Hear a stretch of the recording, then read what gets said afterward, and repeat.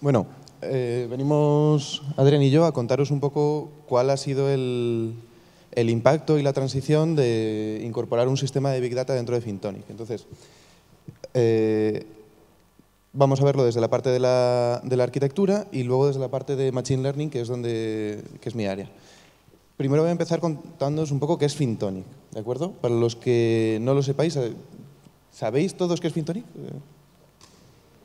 ¿No? ¿Sí? Bueno, más o menos sí. Inicialmente, Fintonic nace como una empresa cuya iniciativa es situarse entre el banco y el cliente, en ofrecer todo el conjunto de servicios que no estaban obteniendo los clientes de los bancos, bien sea por la confianza que no podían depositar en un banco que solo te ofrecía un producto, como la visión de la posición completa financiera de los activos de cada uno. De tal manera que si yo tengo un par de bancos, tenía que registrarme, loguearme y no había manera de conseguir eso en una sola aplicación. Con eso nace Fintonic, cubre esta nueva, bueno, o no nueva necesidad financiera de los usuarios y también nace con la visión de que es una plataforma en donde puedes ver, donde no puedes operar. Esto implica que tiene una seguridad que ningún banco te está dando. Si pierdes las claves del banco, pues estás jodido.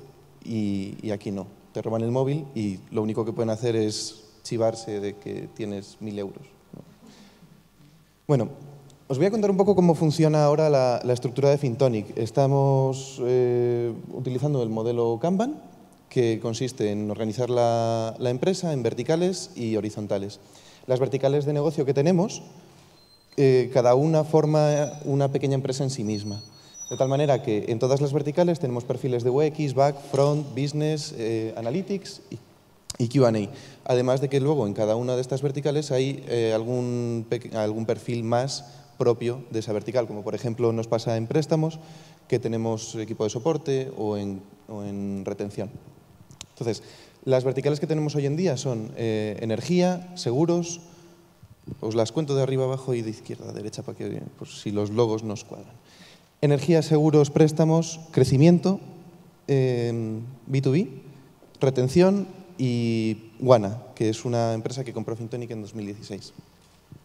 Toda esta estructura se sustenta sobre las horizontales, que somos equipos que damos apoyo a todas estas verticales, que somos BI y Advanced Analytics, Backend y Sistemas.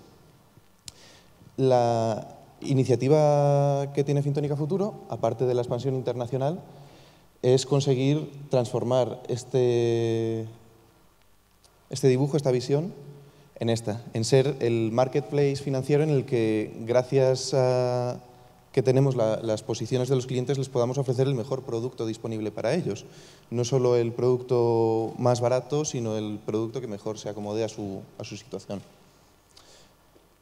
Fintonic nace en junio de 2012 y hemos ido teniendo un crecimiento todavía no exponencial, o si es exponencial queda un poquito para pegar el despegue, pero un crecimiento muy bueno. En 2016 fue ese pico azulillo que tenéis ahí, que es el punto en el que mejor funciona la campaña de marketing, que es la de con Fintonic, sin Fintonic. ¿Y por qué os cuento esto? Porque los hitos que ha ido teniendo Fintonic a lo largo de los años, inicialmente fue, desde que nace pasa casi un año y pico hasta que gana el primer premio por la app, no, esta es por innovación. Sí, creo que sí. En realidad, lo que ¿se escucha? Sí, ¿no? Lo que sucede es que, bueno, nosotros no tenemos ni idea y ninguno nosotros estábamos en 2013. Claro. Lo que pasa es que hemos pedido un poco de ayuda. Venga, ¿cómo pintamos los principales hitos? Y claro, ahora mismo de Lobby Awards, pues no sabemos muy bien, pero al final la idea es pintar en esta gráfica pues diferentes hitos y ahí fue el primer premio importante que Fintonic considera, ¿no? Sí, de hecho, luego Fintonic ha ido ganando premios sucesivamente de distinta envergadura, pero este fue el primero, el que más repercusión tuvo desde el nacimiento de la empresa. Entonces, siguientes hitos, pues el primer spot publicitario, ya nos tenemos que mover hasta 2014, cuando es la primera inversión, la Serie A, 1,2 millones de euros de financiación. los primeros 100.000 usuarios en noviembre. El siguiente hito, entre medias han pasado varios premios, pero este fue también bastante gordo, que fue el premio de Google por el premio a la innovación en las apps. Además, en ese mismo momento sucedió la primera financiación dentro de lo que después sería el marketplace que tenemos en Fintonic. En 2016, Fintonic compra la empresa que había dado esta primera financiación, Wana, que es de donde yo venía inicialmente.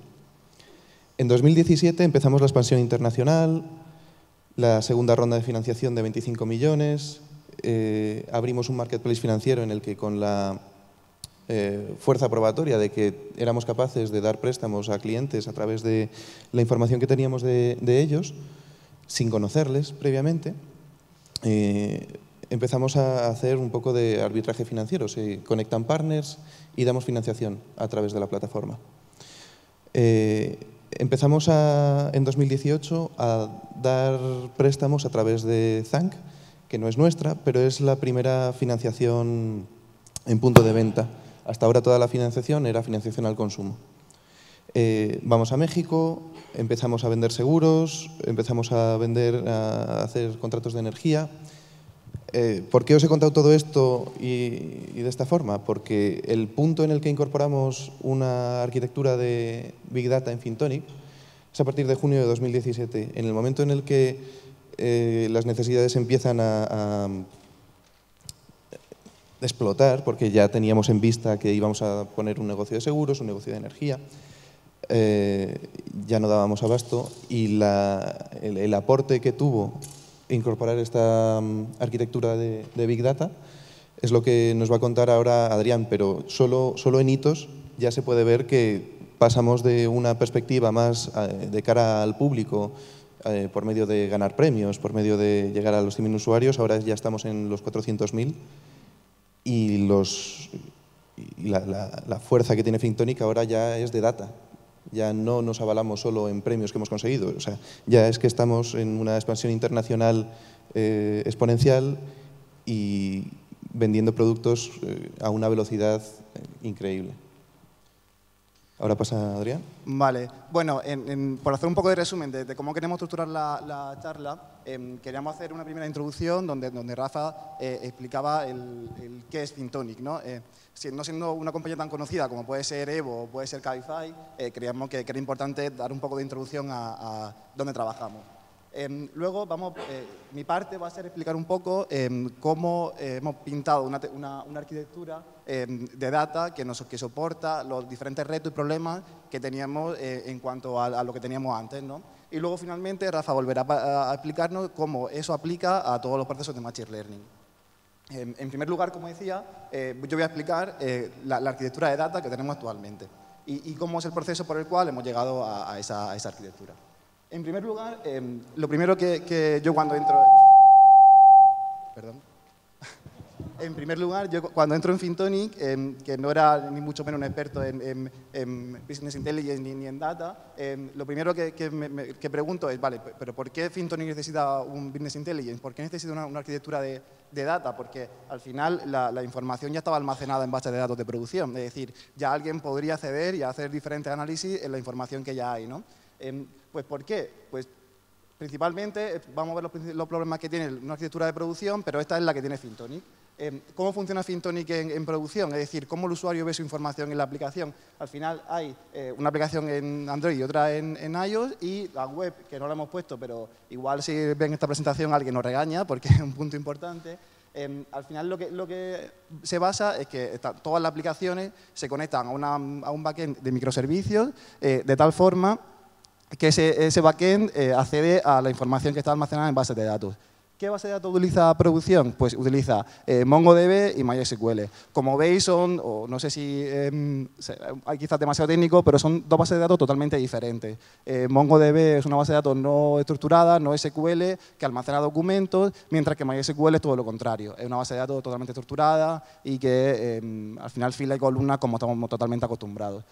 ¿Por qué tiene esta estructura producción? Al final es muy parecido a lo que comentábamos en la charla de antes. Esto está pensado para que la aplicación no falle. falle, para que la aplicación en ningún momento tenga ningún error, que el usuario tenga una experiencia totalmente positiva. ¿Qué sucede? Que, como decían antes, no podemos tocar esto. Esto es totalmente malo para nuestros datos, porque una estructura basada en Mongo o MySQL actual se hace imposible en la envergadura que tiene Fintonic, que luego veremos. Entonces, ¿cuáles son los problemas que surgen de esta arquitectura?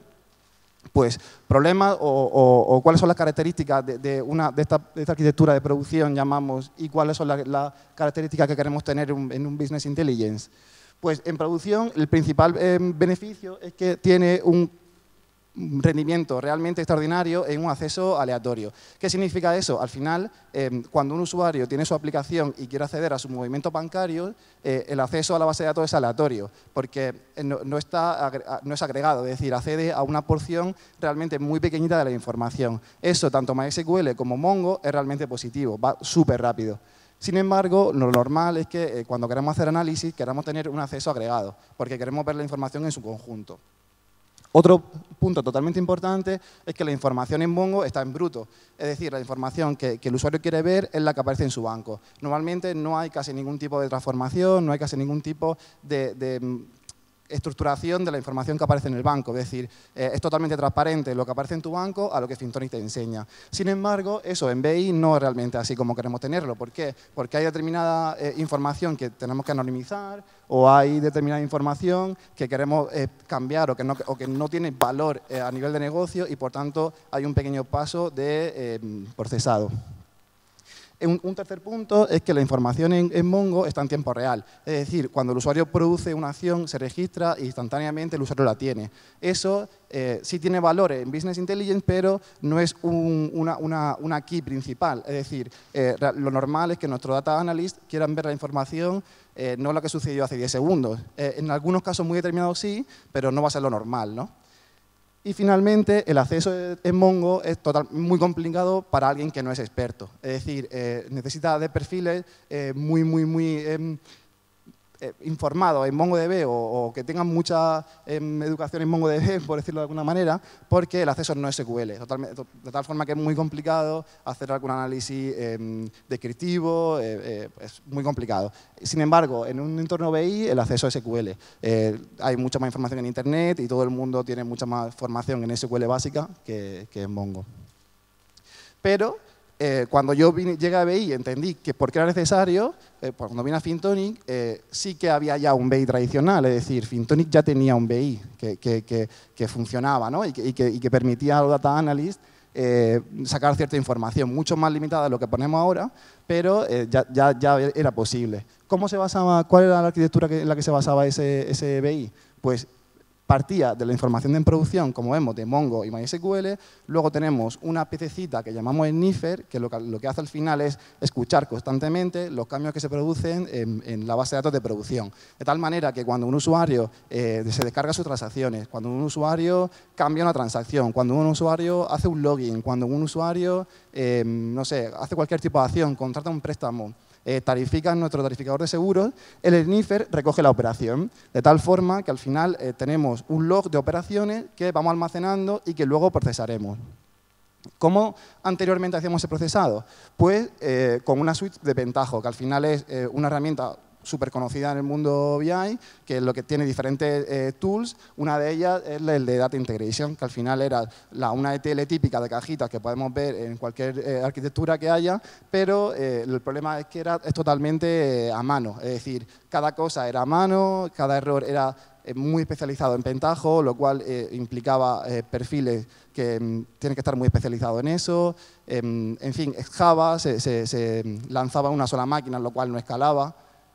Luego, Pentaho insertado en MySQL. Y aquí volvemos a lo mismo, es decir, pasábamos de cierta información que ya estaba en MySQL a otra información que estaba en otro MySQL, lo cual, en cierto modo, igual carece un poco de sentido, porque si la información ya estaba en MySQL, ¿por qué un data analyst no accedía ahí? ¿No? ¿Por qué usamos MySQL inicialmente? Bueno, la información de Fintonic ha ido creciendo exponencialmente. Es muy posible que en el inicio de los tiempos, cuando alguien pensó esta arquitectura, MySQL respondiera perfectamente a las necesidades del momento. Sin embargo, ahora llega un momento en el que quedó totalmente desfasado y la escalabilidad horizontal que te da MySQL es bastante limitada. Y luego utilizábamos la misma suite de Pentaho, pero con otras herramientas para hacer visualización.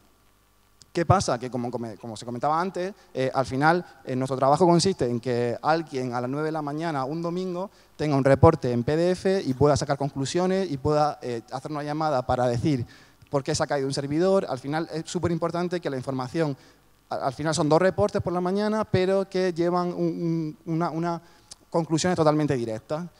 ¿Qué pasaba? Que al final en una empresa pequeñita como es Fintonic, ese cambio nunca nadie sabe a ciencia cierta lo que pasará dentro de 3 meses y cómo querrá ver la información en 3 meses.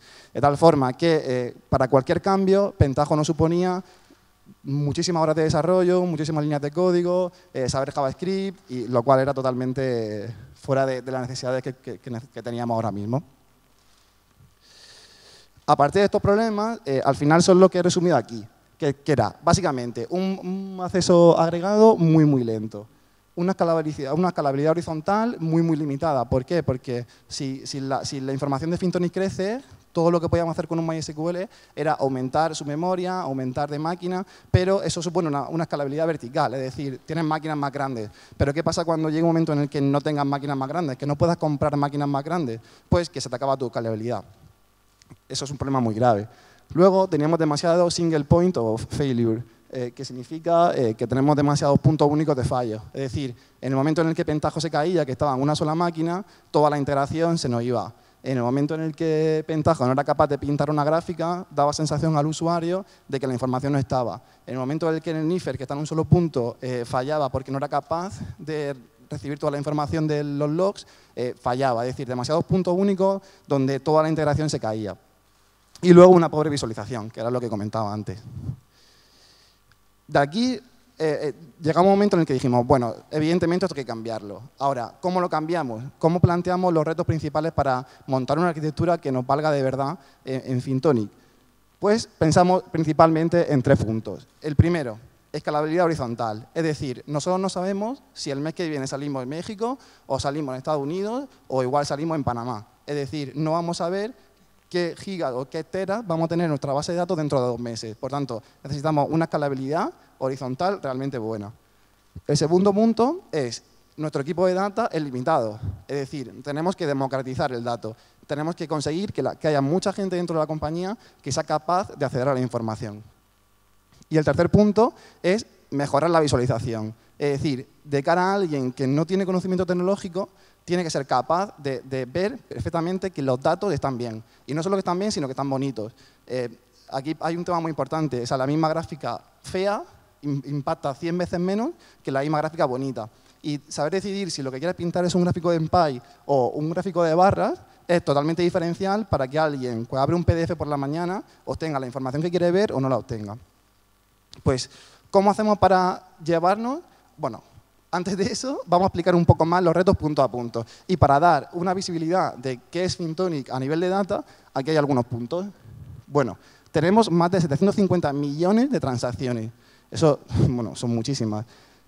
Tenemos más de 300 millones de actualizaciones bancarias. Es decir, desde junio de 2017, que es cuando empieza esta arquitectura, hay más de 300 millones de cuentas que se han actualizado. Tenemos más de 110 millones de eventos de usuarios, es decir, más de 110 millones de logins, más de 110 millones de recategorizaciones y tenemos más de 500 millones de eventos core, es decir, de colas, de un mensaje en colas, de procesos que el core tiene que analizar. Y todos esos datos, que al final son los más llamativos, pero son solo unos, tienen que ser analizables. Es decir, nuestros data analysts quieren acceder a una sola transacción de las 750 millones. Y no solamente quieren acceder a una, sino quieren ver qué ha hecho el usuario con esa transacción. De tal forma que quiere ver si llegó con la categoría ropa, si el usuario la pasó a la categoría farmacia y si el usuario dijo que la cantidad estaba mal. Es decir, no solamente queremos ver el estado actual, sino que queremos ver toda su evolución. A modo de cuánto pesa nuestra arquitectura, pues aquí tenemos la capacidad configurada y la capacidad usada de nuestro HDFS. HDFS es el sistema de almacenamiento de Hadoop. Bueno, luego hablaremos más a nivel de tecnología, más a nivel de protocolo, no sé cómo pintarlo, de pila de tecnología que utilizamos en Fintonic, pero aquí viene un poco para que veáis un poco, a grosso modo, ¿qué tenemos? Pues tenemos configurada una capacidad cercana a 40 terabytes de información y tenemos consumida 20 terabytes. Es decir, tenemos 20 terabytes de información que queremos analizar. Igual es posible que queramos analizar un solo kilobyte, pero por tanto tenemos que tener disponibles los 20 terabytes. Y podemos ver la evolución, es decir, esto es 2017, cómo evoluciona hasta el 24 de mayo de 2018, y vemos la evolución. Bueno, hay un pico bastante llamativo que es un error, un error de cómo analizábamos la información, de cómo la almacenábamos y que, gracias a Dios, corregimos, porque si no, igual a esta altura no teníamos dinero para pagar el almacenamiento. Pero a partir de ahí la evolución es bastante constante, es decir, hay una pendiente bastante clara en la recta que nos va a llevar quizás dentro de un año a, no sé, el doble de información que tenemos ahora mismo. Por tanto, solamente a nivel de cuánta información queremos almacenar ya está bastante difícil, ¿no? Y luego, aquí hay una gráfica que nos gusta mucho enseñar, que es cuánto usamos nuestro servicio de data. Y en 2 puntos, lo medimos en cuántos jobs de Spark lanzamos y en cuántas consultas de nuestra base de datos hacemos. Bueno, no sé si se puede ver, pero al final, en junio de 2018, en el acumulado tenemos más de 1,5 millones de consultas. Es decir, nuestra base de datos ha sido consultada por Data Analyst. Hay que tener en cuenta que en nuestra base de datos no la consulta los usuarios de Fintonic. Nuestra base de datos la consulta solo en procesos automáticos y nuestro Data Analyst. Pues ha sido consultada 1,5 millones de veces, lo cual realmente un dato muy importante. Es cierto que hay muchas consultas ahí que son automatizadas. Evidentemente, si quisiésemos hacer un cálculo de unas 30 consultas al día por Data Analyst, no sé cuántos Data Analyst tendríamos que tener para llegar ahí, ¿no? Hay muchas consultas que son automatizadas, pero realmente es súper impactante tener 1,5 millones de consultas y habla sobre cuánto es robusta nuestra arquitectura. Y luego tenemos sobre 500.000 trabajos de Spark lanzados. Al final los trabajos de Spark, luego lo veremos, pero se dividen en 2, que son darle estructura a la información y extraer información que es demasiado compleja para extraerla con una simple consulta. El siguiente reto del que hablaba era el de democratizar la información. Y últimamente no solo hablamos de democratizar la información, sino que también hablamos de democratizar el Machine Learning, del cual hablará luego Rafa, y de cómo hay diferentes herramientas que nos ayudan a esto. Bien. ¿Por qué necesitamos democratizar la información? Porque Fintonic trabaja por objetivos. Estas verticales de las que hablaba Rafa, al final se transforman en que el equipo de seguros tiene que vender X seguros al mes. El equipo de préstamos tiene que dar X euros prestados al mes. Y la única forma de medir cómo van el equipo es que haya gente en esos equipos que acceda a los datos. Es decir, al final necesita que haya equipos con gente que acceda a la información de base de datos. Si tuviésemos una arquitectura en la cual es súper complicado hacer eso, el coste de profesional dentro del equipo sería altísimo, porque es súper complicado un perfil que tiene conocimientos de negocio y además tiene conocimientos suficientes para picar un trabajo en Spark. Eso es súper complicado. Por tanto, necesita democratizar, es decir, dar una accesibilidad muy simple y muy sencilla al usuario, que al final es el Data Analyst que está dentro de la vertical. Bueno, al final es un poco lo que he pintado aquí. Dentro de democratizar el dato, hablamos principalmente de 3 puntos y luego del Automachine Learning. ¿Cuáles son los 3 puntos principales? Pues accesibilidad y seguridad. No sé qué tal se puede ver, pero al final lo que intentamos pintar en esta diapositiva es que el usuario tiene que tener una forma de acceder muy simple a la información, que puede ser una interfaz web, puede ser una herramienta o puede ser una herramienta de visualización, como luego veremos. Al final es tener accesibilidad y eso implica niveles muy altos de seguridad, porque si conseguimos que en Fintonic todo el mundo acceda a la información, va a ser muy complicado que esa información esté 100% segura si no eres muy robusto en temas de seguridad. Porque al final si todo el mundo puede acceder, tienes demasiados puntos de fallos. Para eso, bueno, luego hablaremos de ahí, pero al final utilizamos diferentes herramientas gráficas y Kerberos, tenemos nuestro clúster totalmente kerberizado. Y luego, a mí me gusta mucho hablar de por qué tenemos que tener un modelo de datos y por qué nuestra herramienta debe ser amigable para el usuario. Porque yo me veo cuando yo estoy tratando con cosas que no conozco, cuando algo me falla o cuando algo me parece demasiado enrevesado, no lo uso. Al final, lo importante es que nuestra arquitectura sea usable por todo el mundo. Por tanto, necesitamos que tener un modelo muy claro de la información, es decir, que el usuario sepa en qué momento, dónde está la información y cómo puede relacionarla entre sí, y además que sea muy amigable, es decir, que no falle. o que falle en muy pocas ocasiones, ya sea el usuario pueda lanzar realmente barbaridades a nuestro clúster y acceder a las 800 millones de transacciones a la vez y mezclarlas con los eventos del sistema que se comportan, que genera 1 millón de registros, o sea, 1 billón de registros, perdón. El clúster no puede fallar. Igual puede tardar mucho, igual puede mandarte y decirte, avisa a Adri de que algo está fallando, pero no puede fallar, porque cuando falla, la sensación al usuario es, joder, esto no funciona. Y cuando el usuario tiene muchas veces un, joder, esto no funciona, deja de usarlo. Y el tercer punto es la visualización. ¿Por qué, lo decía antes, por qué necesitamos tener una herramienta muy potente de visualización? Al final, todo nuestro trabajo, que es muchas veces totalmente por debajo del suelo y que nadie ve, se reduce en tener un reporte por la mañana disponible para una persona. Por tanto, elegir perfectamente esa herramienta y esa visualización, muchas veces el 99% de la visibilidad de nuestro trabajo.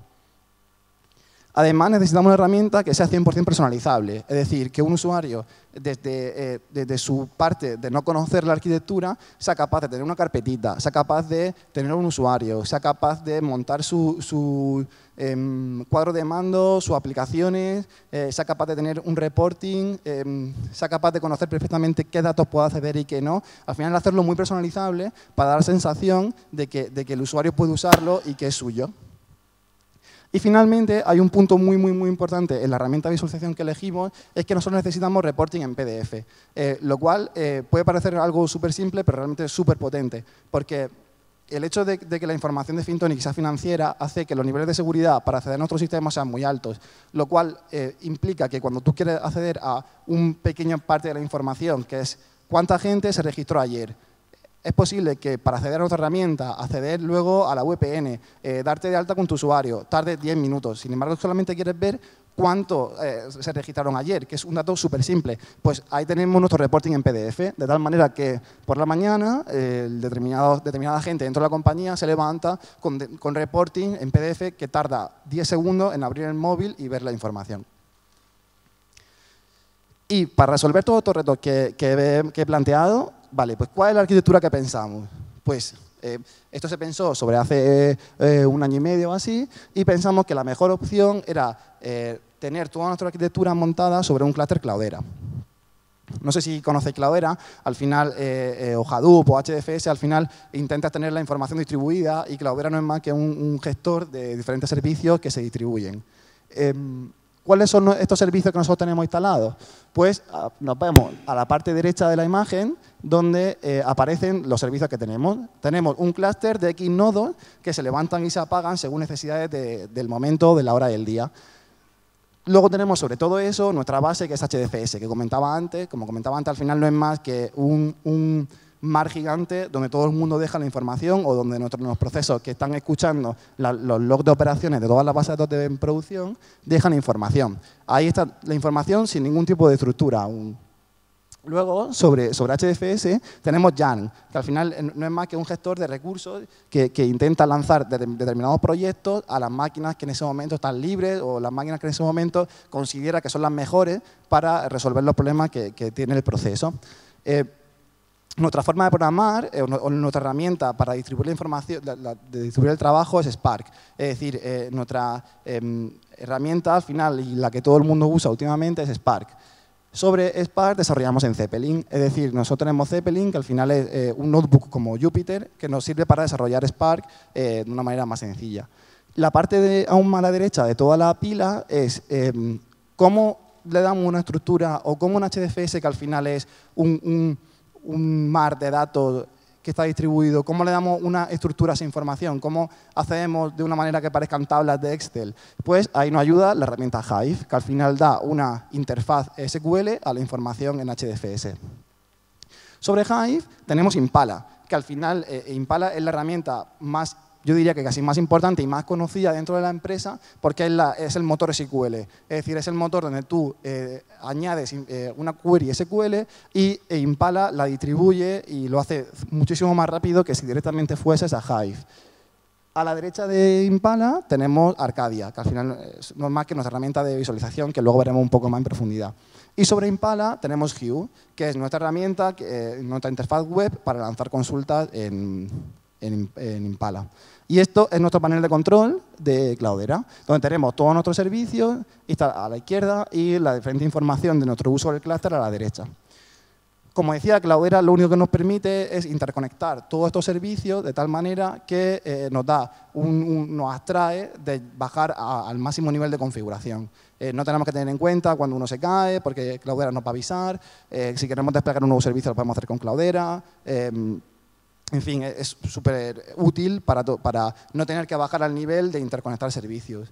Además, hay una parte, o sea, todo gratuito, a no ser que compre soporte o determinadas herramientas que ya implican un precio. Bien, ¿y cómo hacemos para coger toda la información que el usuario ve en su aplicación y que está en nuestros servidores de producción y tenerla disponible en un formato estructurado en Java?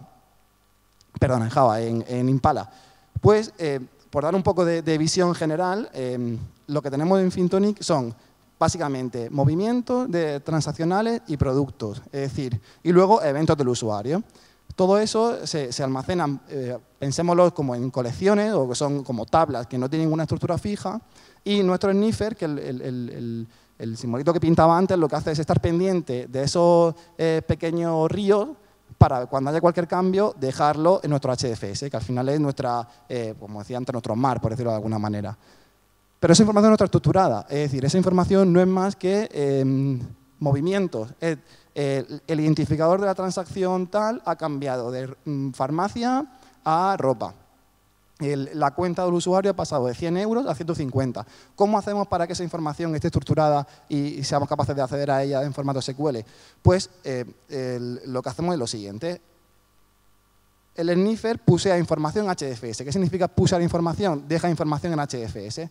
Luego, Spark se levanta en microbatches, que significa que podemos lanzarlo cada 10 minutos, 15 minutos, o una hora, o un minuto, dependiendo, o 5 minutos, dependiendo de la colección, lo que denominamos microbatches, coge esa información y le da una estructura. Es decir, si el documento pone la categoría pasado de ropa farmacia, Spark dice la columna categoría es farmacia. Es decir, le damos una estructura tipo SQL.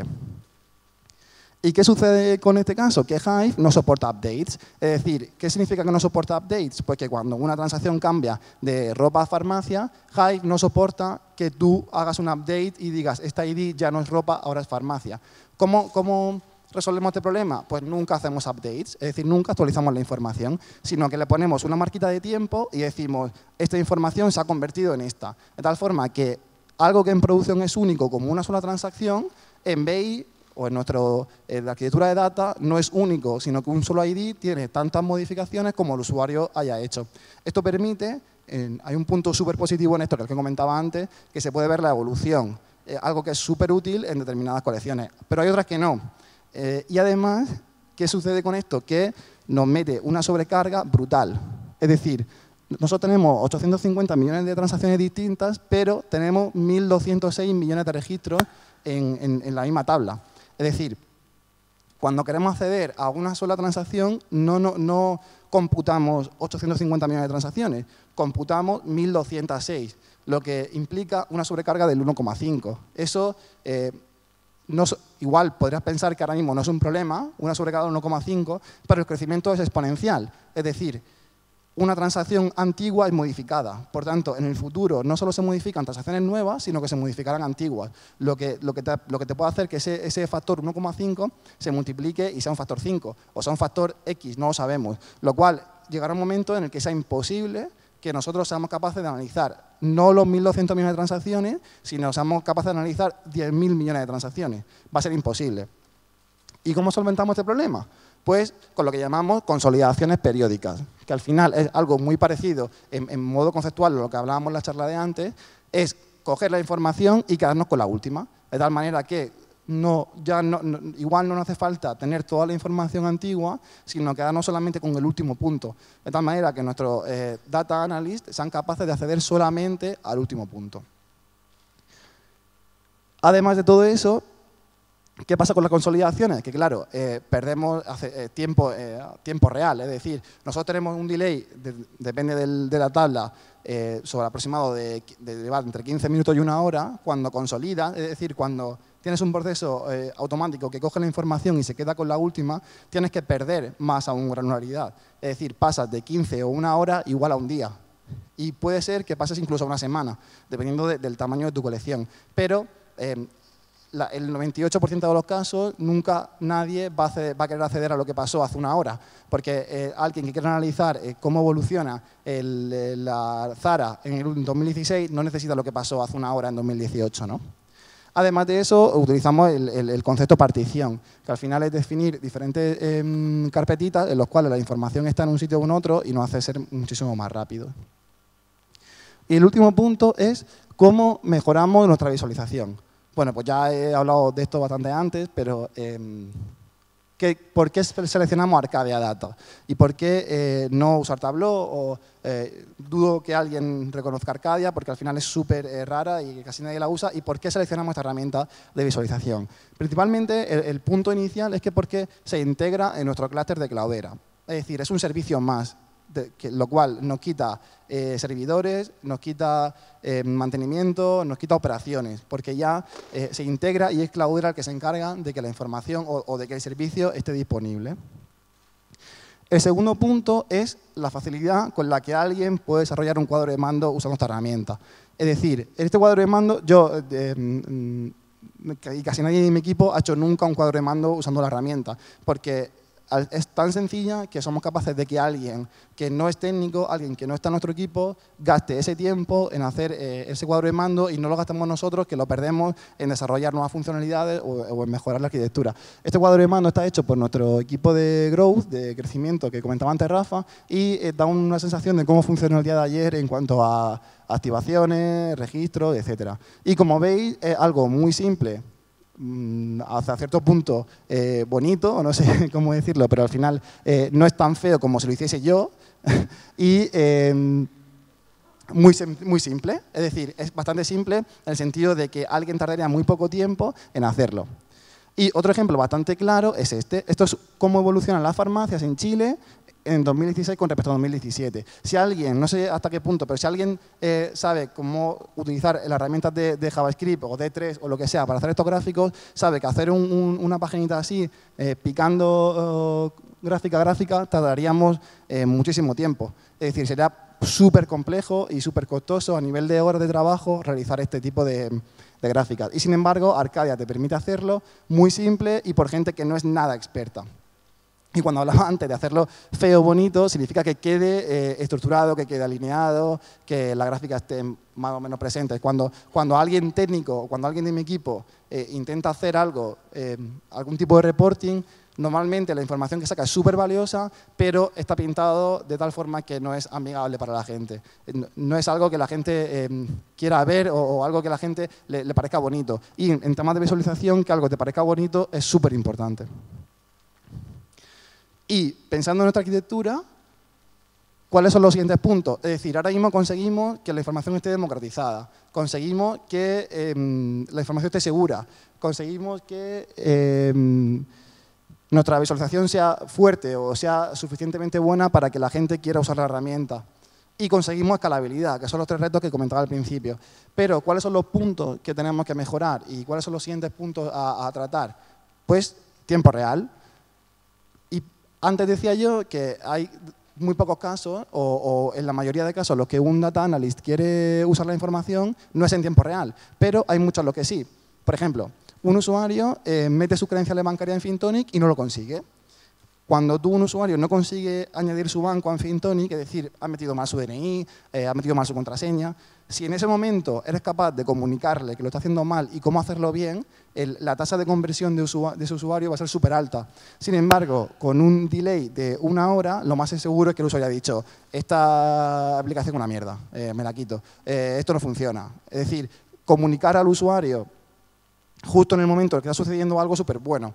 Si nosotros no somos capaces de agregar su cuenta bancaria bien, o si hemos detectado que su cuenta bancaria durante toda la historia está en torno a 1.000 euros y hoy es 1 millón de euros, es decir, se nos han movido 5 ceros, justo en el momento en el que agrega, decirle al usuario, oye, creemos que está mal, échale un vistazo, o creemos que está mal, mándanos un correo, es súper importante. Entonces, los siguientes puntos es conseguir que esa información esté disponible en tiempo real para poder comunicar al usuario en tiempo real. Igual es otro punto súper importante que tenemos que mejorar y que pensamos que es el next step en Fintonic. Olvidarnos de la arquitectura. Es decir, nosotros ahora mismo tenemos instancias contratadas en Amazon. Es decir, no tenemos la información, o sea, no tenemos máquinas físicas, pero sí que las gestionamos. Es decir, contratamos una máquina virtual que está levantada 24/7 en algunos casos y en otros se apagan y se encienden, pero que al final son máquinas que gestionamos nosotros. Eso implica un coste operacional, un coste de gestión de sistemas, un coste de IPs, un coste al final que te cuesta mucho horas, son horas de trabajo. Y además tienes la arquitectura levantada en muchos casos todo el tiempo, lo cual es muy ineficiente dependiendo del caso. Pues, ¿y qué significa serverless? Pues que si tú quieres una arquitectura como Cloudera, es muy posible que Amazon o Google o Azure ya te dé una infraestructura que contratas solamente por el tiempo que la quieres tener levantada y que no te implica ningún coste a la hora de operacional a la hora de montarlo. Es decir, solamente lo levantas, quiero esto así, así, así, así, lo levanto, hago lo que tengo que hacer y lo apago. Es decir, contratar una estructura como servicio.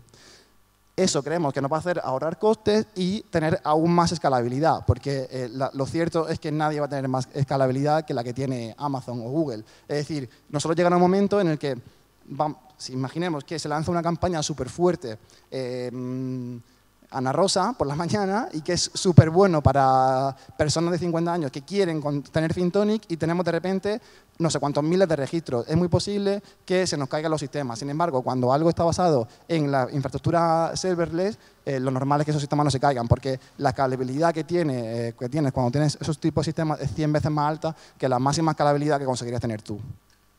Y de ahí creemos que ese es el siguiente punto. Y además, hay un punto importante, es que nos ayuda a reducir costes.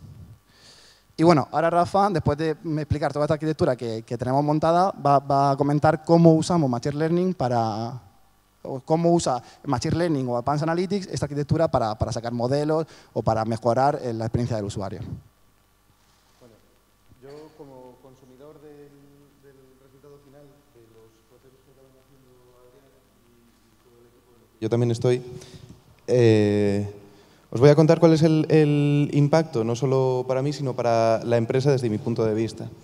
Bien, aquí lo que tenéis son los modelos core de Machine Learning que estamos utilizando ahora mismo en la aplicación, que son el categorizador de las transacciones, que las etiqueta cuando te vienen del banco, el score, que es el numerito que veis en la aplicación cuando llegáis, que es la visión que tiene el banco de vosotros, la probabilidad de default que utilizamos para dar préstamos, los estilos de vida, que es una herramienta que utilizamos como Know Your Customer para poder segmentar la población que tenemos dentro, y el comercializador, que nos permite tener rápidamente cuáles son las tasas de cuota de mercado de los distintos merchants que queramos ver o hacer cualquier tipo de análisis. Bien, estos modelos están en España, en Chile, que llevamos 6 meses, ya tenemos el categorizador y el score, y en México, que llevamos un mes y pico, ya tenemos el categorizador. Es decir, es súper importante que cojamos velocidad y tengamos una capacidad de escalar enorme, que es lo que estamos consiguiendo con estas arquitecturas de Big Data.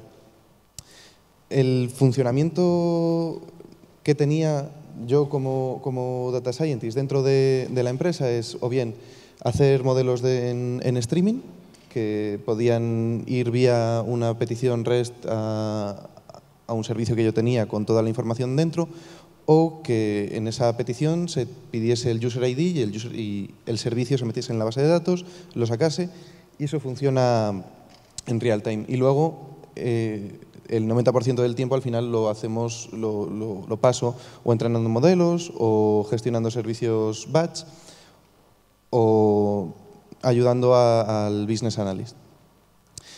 El cambio de paradigma, para mí, que supone la incorporación de sistemas de Big Data, es este. Y se acabó.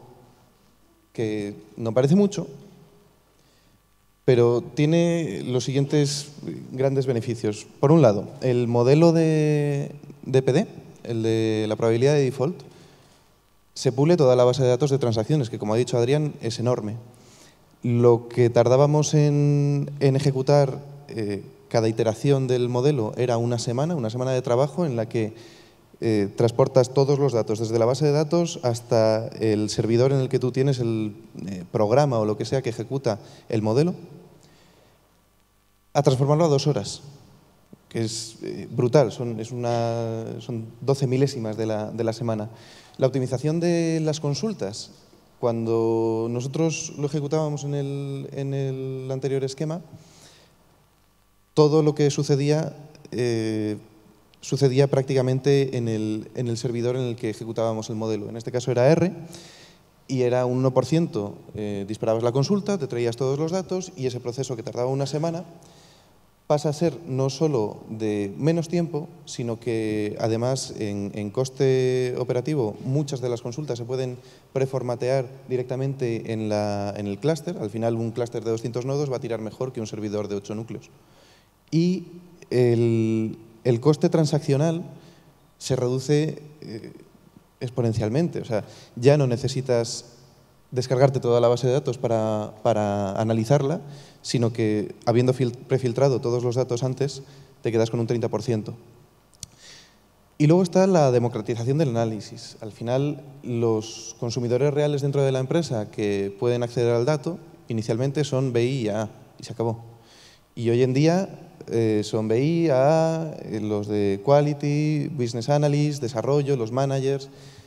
Todo lo que necesitas para acceder al dato es saber tirar una query de SQL. Y esto supone que hay 20 nuevas personas capaces de acceder al dato y, sobre todo, que 20 personas ya no te están haciendo peticiones que no quieres hacer. Es una tontería, pero muchos de los modelos que se piden no los acabo haciendo, porque los recursos que necesitas para hacer un modelo sencillo o aburrido para mí son muy pocos, pero a mí me quita mucho tiempo y yo tengo una carga de trabajo muy fuerte por muchas áreas, y que cualquier vertical tenga a su disposición una capacidad o bien de sacar el dato único o bien de generar modelos, pues es una mejora de negocio brutal.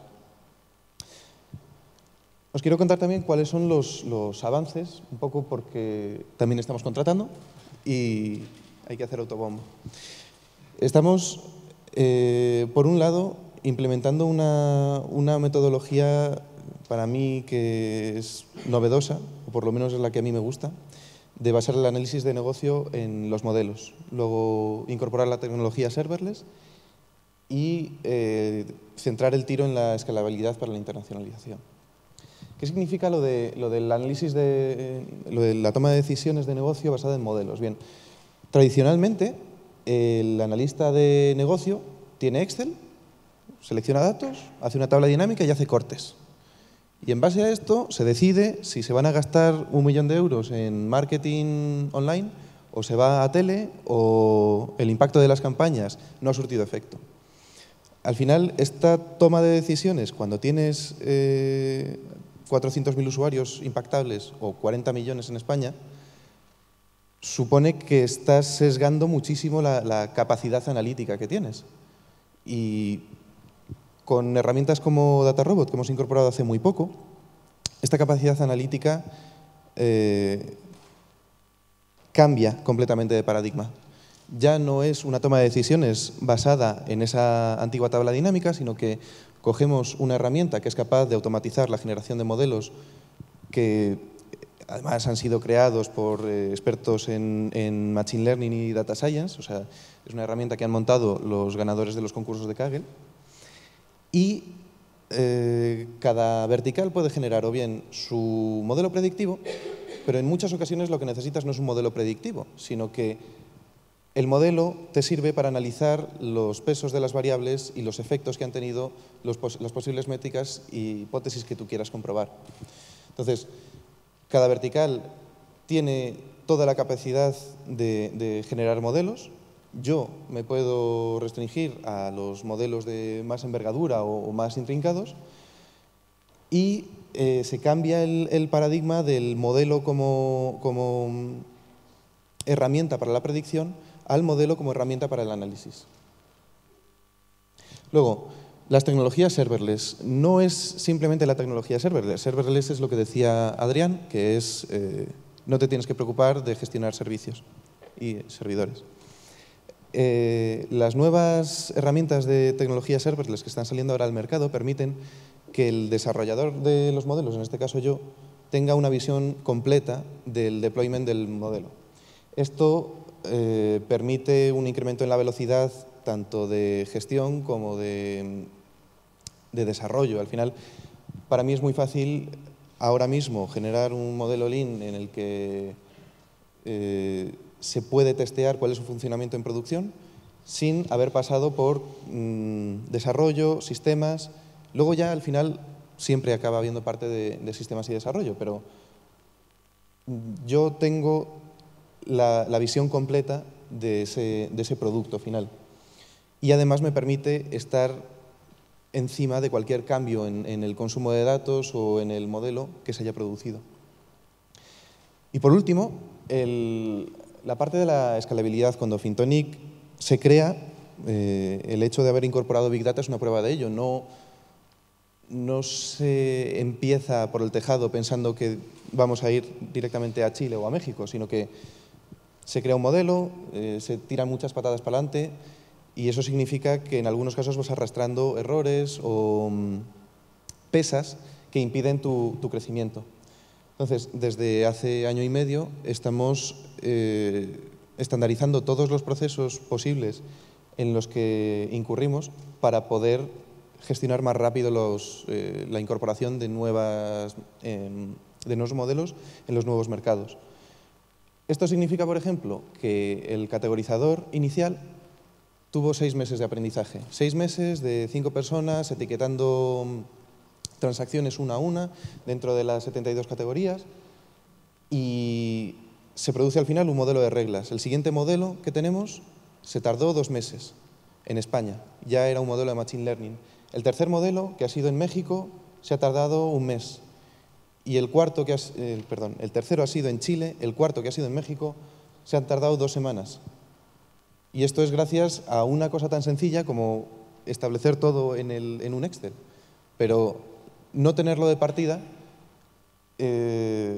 ha sido una clara pesa dentro del desarrollo.